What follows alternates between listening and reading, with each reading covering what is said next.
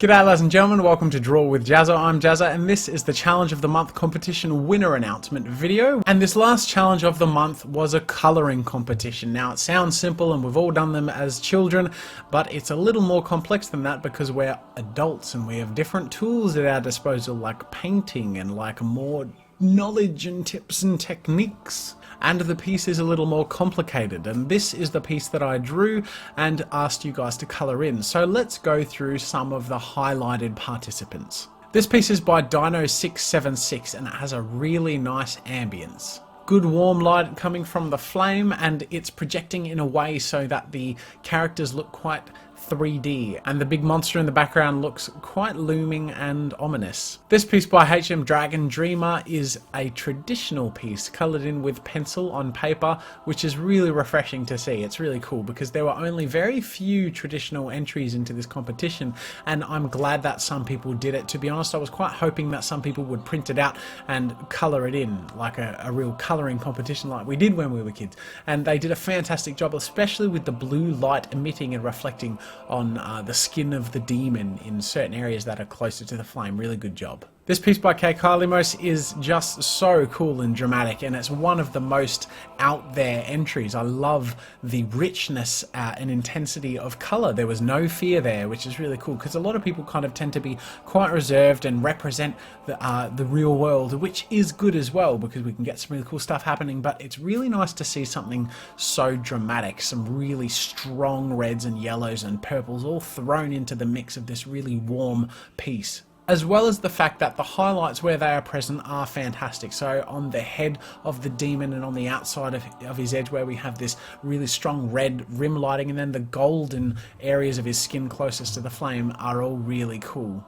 This entry by Muriel Louise is one of the few that has eradicated the line work. Now entrants were allowed to do this as long as all of the structures remained exactly the same, and they had done so quite well. And the thing I like best about this piece is the drama of the contrast. There are areas that immediately fall into shadow and it really captures that inner cave feeling. It's really quite dramatic, especially on the demon's face and how only parts of him are highlighted by the torch, especially highlighted closest to the torch on his left side, whereas other parts of him are really highly shaded. Same as the female figure in the front where she's really lit in the face and on the top of the breast and on her left arm, but the rest of her has fallen into shadow quite dramatically. It's really very effective. This piece by Pintami Mundo is just one of those things where they've just done something different that really catches your attention and it looks fantastic. I love the background in this one, how they've done this sort of acidy green waterfall. And of course the most obvious and different clever thing that this artist has done is the skin texture of the demon. Most other artists have done sort of a leathery texture, whereas this artist used those cracks that I drew and really made everything pop out. And it's like the demon is made of like iron scales and clumps of these metal things put together. It's really cool. This piece by Radagzi is, I don't know how to pronounce half these names, so please forgive me, is very comic-esque, and I really like the solidity of the rim lighting on this one. It's quite strong. This too has a great looming feel to it, really nice atmosphere, and it's captured the drama of the scenario really well. This piece by Soran Gin has a little more of a serene feel to it. We have this calm purple sky and a dark cavern, and yet the ominous figure is obviously seen and lit, but it's in a way that we get the sense that the foreground character doesn't actually know he's there, which is the whole idea. It's very well done, and he's cast into shadow in all the right places and has some nice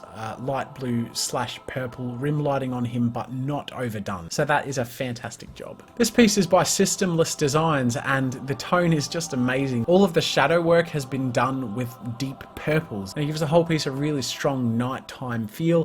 Really nicely done flames as well, and the contrast between the warm reds and the deep shadow purples are really cool. This piece by Tarak Hanovich has a nice papery feel. It looks quite gritty and leathery, but very effective, and it looks really cool. Very effective shading and use of tones to make a subtle but effective sort of medieval dark approach. And our final entrant that I'm showing off and our winner of the competition is Frankos J12, and this piece is just incredible. Seriously, make sure to click the link in the description and go check out the high resolution, because the way it has been painted is just astounding. It looks so highly detailed and incredibly well formed at a distance, and close up is so loose and really stylistic and comfortable with the painting and the brush strokes. The artist's knowledge of anatomy and form and how light falls in certain areas and how it doesn't in others, and where the rim lighting would fall, and removing the line work to create a really solid feel in the forms that he's